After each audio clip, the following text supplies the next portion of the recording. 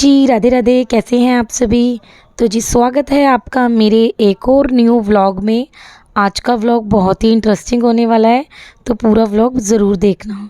यहाँ पे आज मैंने जो व्लॉग शुरू करा है ना, वो दोपहर के लंच से करा है, क्योंकि आज बच्चों की छुट्टी है, संडे का ये दिन है। और व्लॉग तो बहुत ज़्यादा लेट हो गया है, क्योंकि आजकल मुझे बिल्कुल टाइम नहीं मिल रहा है। एक शादी आ रही है भाई की, तो मैं शादी में ही के कामों में लगी रहती हूँ, जो कि आपको आगे देखने को मिलेगा। कभी शॉपिंग, कभी स्टिचिंग, कभी कुछ, तो वही लगा रहता है। तो मैंने आज ये व्लॉग दोपहर से शुरू करा है, और दोपहर के लंच में मैं बना रही थी आलू के पराठे। और बिल्कुल भी प्लान नहीं था आलू के पराठे बनाने का, बट क्या था ना, पीयू के पापा ने बोला कि चलो आलू के पराठे ही बना लो तो हम खा लेंगे। और उससे पहले मम्मी के यहाँ से कढ़ी भी आ गई थी, तो फिर कढ़ी चावल भी थे। तो पीयू के पापा कहीं काम से गए हुए थे, तो वो इस टाइम आए थे, तो उन्होंने बोला मैं तो कढ़ी चावल नहीं खाऊंगा। फिर मैंने बच्चों को कढ़ी चावल, मतलब कुछ ना कुछ नया बनाना पड़ता है, सबकी फरमाइश पे कुछ ना कुछ बनता ही है। तो बस यहाँ पे कढ़ी चावल मम्मी के घर से आ गए थे, तो वो कढ़ी चावल मैंने बच्चों को दे दिए थे, और पीयू के पापा को दे दिए थे आलू के पराठे। तो यहाँ पे मैंने सबसे पहले ना अभी मैगी मसाले वाला बनाया था रियांश के लिए, और जो नमक मिर्च वाला था वो पीयू रियांश के लिए बनाया था।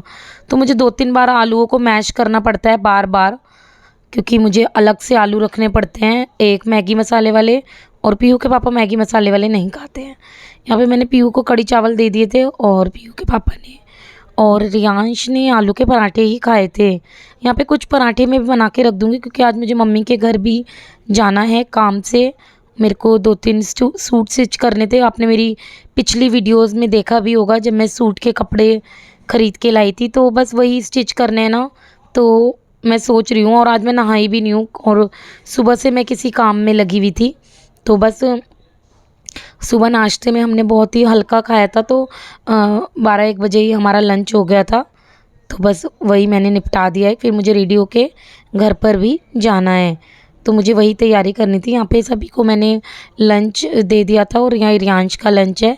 इसके बाद मैंने नहाकर मैंने भी लंच कर लिया था। यहाँ पे मैंने भी कर लिया था लंच, क्योंकि मुझे भूख लग रही थी आज, तो मैंने फटाफट लंच कर लिया था। और इसके बाद दोनों बच्चे यहाँ पर बैठे हुए थे और देख रहे थे तारक मेहता का उल्टा चश्मा। बच्चों को काफ़ी अच्छा लगता है, तो वही वो देख रहे थे। यहाँ पे अब फटाफट मैं करूँगी बर्तन को क्लीन, क्योंकि फिर मुझे आज एक जगह की सफाई करनी है, इसलिए मैं नहाई भी नहीं थी आज। पहले मैं नहाऊंगी, फिर उसके बाद ही करूँगी। यहाँ पे खीर पूरी दी थी पीयू की बुआ ने, तो मैंने कहा पीयू से कि ये आप बाद में खा लेना। और मैंने बर्तन वॉश कर दिए थे और खीर पूरी ढक कर रख दी थी। इसके बाद मैं नहाकर फिर चली गई थी तैयार होने, और यहाँ पे मैं नहाकर रेडी हो गई हूँ। नहाने के बाद मैंने ये ब्यूटीफुल सा सूट वेयर किया था। ये भी मेरी मम्मी ने स्टिच करा था। जब मैं वैष्णो देवी गई थी ना, तो मैंने मम्मी को अचानक बोला कि मम्मी मेरे को एक सूट बनाना है, तो मेरा बना दो। तो मम्मी ने ये कुर्ती मेरी बना दी थी, तो मैं इसको ना ब्लैक लेगिंग के साथ वेयर कर लेती हूँ। और गर्मी बहुत बढ़ गई है ना, तो आजकल मैं बालों को ना अपना ऊपर ही बांधना पसंद करती हूँ। और मेरे फेस पे अभी भी थोड़ी सी स्वेलिंग है। चश्मा लगाती हूँ ना, इसलिए आप लोगों को पता नहीं चलती होगी, तो हैगी थोड़ी सी अभी स्वेलिंग। तो यहाँ पे मैंने दुपट्टा भी ले लिया है। अब मैं जा रही हूँ बच्चों की नानी के घर। यहाँ पे मैं पहुँच गई थी घर, और घर आते ही मैंने और मम्मी ने ये वाला सूट स्टिच करा। और मैं मम्मी की हेल्प के बिना ना कुछ भी नहीं कर पाती हूँ। मतलब मुझे आती है, थोड़ी बहुत आती है स्टिचिंग, बट इतनी नहीं आती है। तो यहाँ पे मैंने अम्ब्रेला कट प्लाज़ो करा था, जो स्कर्ट वाला प्लाज़ो होता है ना, ज़्यादा घेर वाला लगता है। वो ऐसा लगता है जैसे आपने स्कर्ट पहनी हुई है, लेकिन वो प्लाज़ो होता है, बहुत ही ज़्यादा सुंदर लगता है। तो वो मैंने नाप से काट रही थी, और पूरा नाप लेना मुझे सब कुछ आता है, बट ये ना कि मैंने बिना मम्मी के ना अभी तक करा नहीं है, तो मुझे थोड़ा सा डर लगता है। तो यहाँ पे बस मम्मी की हेल्प के साथ मैंने कटिंग कर ली थी प्लाज़ो की, और काफ़ी अच्छा लग रहा था। इसके बाद मैं बनाऊंगी ऊपर की कुर्ती, जो कि मैंने कल ही कटिंग कर ली थी मम्मी के साथ। यहाँ पे ना मैं पैम्पलम वाला सूट बना रही थी, जो चोली होती है उसके नीचे थोड़ा सा घेर होता है, वही मैं बना रही थी। इसमें एक सिलाई लगाई मैंने, फिर उस सिलाई को ना वो करना है, क्या कहते हैं, खींचना है तो उसमें प्लेटें आ जाएगी। तो वही मैंने बना रही थी। और ये इसकी लाइनिंग है, इन सबको ना मैंने जोड़ना है, पहले लाइनिंग को फिर इसको, और मेरा यहाँ पे इस तरीके से जोड़ना है। नीचे का जो घेर है ना ये तो बनकर रेडी हो गया था, और ये बैक कैमरा कर रहा था ना मैंने, तो इसकी वजह से दिख नहीं रहा था। वैसे आपको समझ आ गया होगा, आई थिंक आ गया होगा।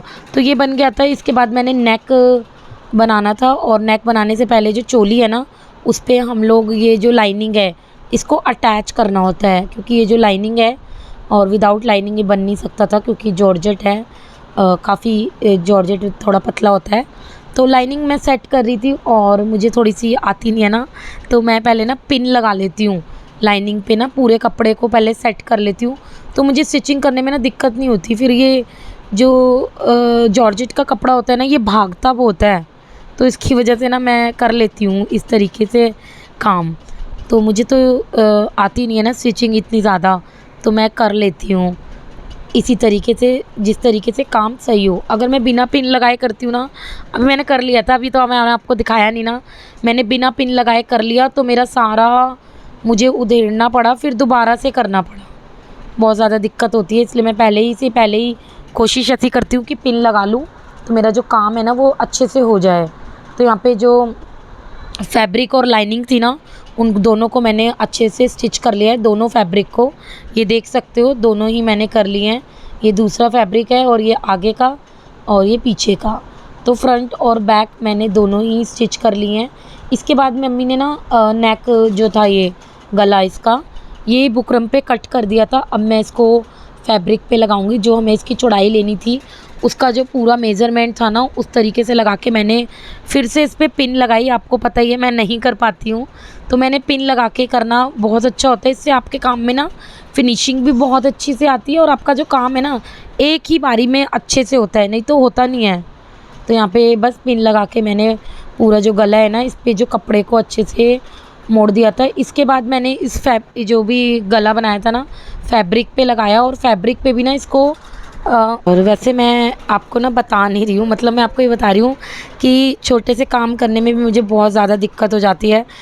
जिसको स्टिचिंग आती है वो मेरी भावनाओं को समझ सकता है कि मुझे कितनी ज़्यादा दिक्कत होती है करने में, क्योंकि जब तक हम प्रॉपर एक काम को रेगुलर नहीं करते तब तक वो काम नहीं आता। यहाँ पे मैं एक एक चीज़ मम्मी को दिखाती हूँ कि मम्मी ये ठीक है, फिर मम्मी बताती है ठीक है, उसके बाद मैं करती हूँ। तो यहाँ पे ये नेक लग गया था, इसको मैंने कट कर लिया है, और कट करने के बाद ना यहाँ पे एक कट लगाएंगे हम, जिससे कि झोल नहीं आता कपड़े में, अलग सा पन नहीं आता। झोल समझ सकते हो आप, एक्स्ट्रा कपड़ा ऊपर नहीं आता। तो मैंने इसको अंदर की तरफ फोल्ड करा और एक स्टिचिंग कर दिया। इसके बाद लास्ट में जब सूट पूरा स्टिच हो जाएगा ना इस पर हम तुरपाई कर देंगे, और सूट बनकर रेडी हो जाएगा। ऐसे ही मैंने ये फ्रंट का नेक बनाया था, और इसके बाद मम्मी देख रही है, तो मम्मी देखती रहती है ना, मम्मी को भी ठीक लगता है तो मम्मी बता देती है। तो यहाँ पे हमने चेक कर लिया था, और फ्रंट और बैक का दोनों का नेक मैंने यहाँ पे बना दिया था। बस आज के दिन मैंने इतना ही काम करा। मैं 3 घंटे में ये काम कर पाती हूँ, तो मुझे काफ़ी टाइम लगता है, क्योंकि अभी इतनी स्टिचिंग आती नहीं है, तो थोड़ा देखो टाइम तो लगता ही है। तो ये मैंने स्टिचिंग कर दी है। इसके बाद मुझे पूरा यकीन है कल मैं आऊँगी तो मम्मी मेरा पूरा सूट ही स्टिच कर देगी, और हो सकता है तो अभी मैं शाम को ही दे देंगी कर कर। मम्मी ऐसे ही करती है, कर देती हैं जल्दी से कामों को। यहाँ पे मैं आ गई थी शाम को घर पे 6 बजे, और आज मैं बनाऊंगी बड़ी इंटरेस्टिंग चीज़। आज मैं बनाऊंगी सांभर और इडली। तो आपने देखा होगा कल तो मैं नहीं बना पाई थी, तो बस जो इडली का बैटर था और दाल जो मैंने सोख करके रखी थी ना वो सब मैंने फ्रिज में से निकाल लिया था, और घिया और कद्दूकस को मैंने यहाँ पे कट कर लिया था, और इनको मैं पहले छीलने वाले चाकू से इनको छील दूँगी, और घिया और कद्दूकस को कट कर लूँगी। और घिया और कद्दूकस बहुत ही अच्छा लगता है इसमें, घिया और कद्दूकस नहीं, घिया और कद्दूकस नहीं, मैं क्या क्या बोले जाती हूँ ना, घिया और सीताफल, कद्दू भी कई लोग बोलते हैं। तो यहाँ पे बस ये मैंने कट कर लिया था। इसके बाद मैंने दाल डाली है, और डाली है ये वेजिटेबल। आप और भी वेजिटेबल डाल सकते हो इसमें, बीन्स डाल सकते हो, गाजर डाल सकते हो। यहाँ पे मैंने हल्दी और नमक डाल के इसको रख दिया था। इसके बाद ये बॉयल हो गई थी, तो मैंने इसमें तड़का लगाने के लिए राई और कड़ी पत्ता डाला है मस्टर्ड ऑयल में, और प्याज मैंने ग्रेट करके रख दी थी। बहुत टेस्टी बनता है सांभर, घर का सांभर तो बहुत ही ज़्यादा टेस्टी लगता है। यहाँ पे प्याज जब तक फ्राई होएगी ना तो मैं टमाटरों को भी ना कट कर लूँगी और ये जो ग्रेटर है ना इसमें मैं ग्रेट कर लूँगी। मुझे ये बहुत ही पसंद आता है। किचन में ये जो छोटी छोटी चीज़ें होती है ना ये बहुत हेल्प करती है आपके काम में। फटाफट प्याज टमाटर अच्छे से ग्रेट हो जाते हैं, नहीं तो फिर कद्दूकस करते रहो या कैसे भी। तो यहाँ पे प्याज और टमाटर है ना फ्राई हो गए थे। इसके बाद मैं बेसिक से मसाले डाले थे, नमक, मिर्च, हल्दी पाउडर और धनिया पाउडर। धनिया पाउडर जो धनिया होता है ना पिसा हुआ वो। और एवरेस्ट का मैंने सांभर मसाला डाला था 2, क्योंकि मेरा सांभर थोड़ा ज़्यादा है ना तो एक सांभर मसाला मुझे कम लग रहा था, तो मैंने यहाँ पे 2 सांभर मसाले के पैकेट डाले थे। और सब्जियों को ना ये जब मसाले डालते हैं तो ये थोड़े सूखे सूखे हो जाते हैं, तो मैंने थोड़ा सा पानी डाल के ना इसको अच्छे से भून लिया था। जब तेल रिलीज़ हो जाए ना तो बस मसाला भुन जाता है। इसके बाद मैंने जो सब्जियां मेरी थी ना, जो सांभर मैंने बॉईल करने के लिए रखा था वो अच्छे से बॉईल हो गया था। और मैशर की हेल्प से ना जो घिया और सीताफल था उसको मैंने अच्छे से मैश कर दिया था। और सांभर और इडली बहुत ही अच्छे लगते हैं भाई, मुझे तो बहुत अच्छे लगते हैं। आप लोग को बताना कमेंट करके आप लोगों को कैसे लगते हैं। यहाँ पे बस जो मसाला था उसमें मैंने डाल दिया था बॉईल हुआ हुआ सांभर, और यहाँ पे सांभर बन के रेडी हो गए। यहाँ पे मैंने अमचूर पाउडर है, जो कि आज मेरे पास ना ही तो इमली थी ना ही नींबू, तो मैंने अमचूर डाल दिया है, क्योंकि जब ऐसी चीज़ें नहीं होती तो मैं अमचूर पाउडर डाल देती हूँ। यहाँ पे जब तक सांभर अच्छे से पकेगा ना तो मैंने स्लिप वगैरह साफ़ कर ली थी। और यहाँ पे निकाल लिया है मैंने इडली मेकर। और इडली मेरी बहुत ही ज़्यादा बनती है एक ही बारे में, अच्छा रहता है। फिर मुझे ऊपर नीचे देनी होती है ना तो अच्छा रहता है, एक बारे में ही काफ़ी ज़्यादा इडली बन जाती है। तो ये वाला जो हमारा इडली मेकर है ना ये काफ़ी अच्छा है। तो यहाँ पे थोड़ी सी इडली का जो बैटर है ना वो मैं लूँगी। इसमें नमक डाला था और चीनी का मैंने पानी डाला था। इसमें नमक और चीनी डलती है, चीनी अच्छे से घुल नहीं पाती ना, तो मैंने क्या करा था थोड़े से पानी में बिल्कुल चीनी ले ली थी। और यहाँ पे मैंने इनो लिया है। इनो आप ज़रूर डालें इडली में, एक फ्लप्पीपन आता है और बहुत ही ज़्यादा सॉफ्ट और स्पंची इडली बनती है। लेकिन आपको ज़्यादा इनो नहीं डालना है, बहुत ही कम डालना है जितना आपको ज़रूरत हो। बस यहाँ पे मैंने जो इडली का सांचा था ना उसको मैंने ग्रीस कर लिया था, तेल लगा लिया था अच्छे से, जो हमारा फूड ऑयल होता है। इसके बाद मैंने इडली मेकर में इडली का बैटर डाल दिया था। और यहाँ पे बस मेरी जो 15-20 इडली है एक ही बारी में बनकर रेडी हो जाएगी। अच्छा, फ़ायदा बड़ा होता है ना बड़ी चीज़ें लेने का। तो यहाँ पे बस 15 से 20 मिनट में बनकर रेडी हो जाती है इडली, मज़ेदार, स्वाद और बहुत ही ज़्यादा टेस्टी। और मुझे तो ना बहुत ही ज़्यादा अच्छी लगती है और खाने में भी बहुत टेस्टी बना था सांभर और इडली।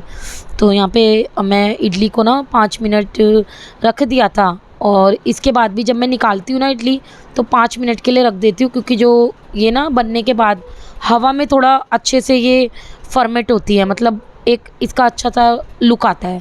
तो यहाँ पे गर्मा गर्म इडली रेडी है। किस किस को अच्छी लगती है ना ज़रूर बताना। आप लोग कमेंट करने में बड़ी कंजूसी करते हो। यहाँ पे मैंने दूसरा जो धान था ना वो भी मैंने लगा दिया है इडली में और इडली मेकर में। यहाँ पे बस इडली का मैं यहाँ पे बच्चों को दे रही थी, तो यहाँ पे पीयू के लिए मैंने प्लेट भी लगा दी है। और बहुत ही ज़्यादा स्वाद बनी थी। मुझे कमेंट करके ज़रूर बताना आप लोगों को कैसी लगी। बस यहाँ पे मैंने सबने खाना फिनिश कर लिया था और इसके बाद फिर से आ गए हैं किचन में, क्योंकि अब खाना बनाए तो किचन तो साफ़ होगी। और ऐसा कुछ खाना बनाने में ना बहुत ही ज़्यादा किचन फैलती है, बहुत ज़्यादा। तो चलिए यहाँ पे पूरी किचन मैं करूँगी साफ़।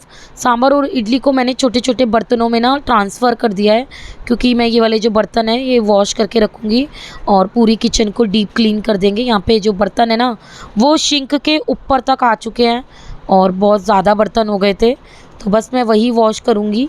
और इसके बाद भी मुझे बहुत काम है, मैं आपके साथ शेयर करूँगी। रात को ही मैं ज़्यादातर अपने जो काम है ना वो निपटा के रखती हूँ, ताकि जो सुबह है वो मेरी इजी हो जाए और सुबह के जो काम है वो आसानी से मैं कर लूँ।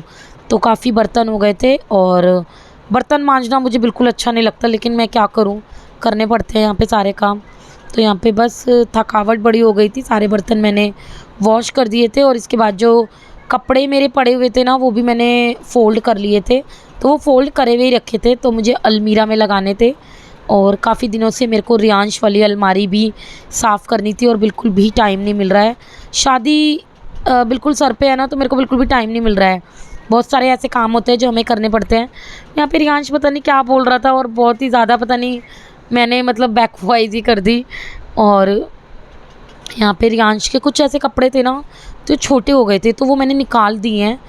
अच्छा, ऐसा ऐसा होता है ना, जब हम कोई चीज़ की कहीं से सफाई करते हैं तो एक्स्ट्रा जो कपड़े होते हैं या हमारे यूज़ के नहीं होते वो ज़रूर निकलते हैं।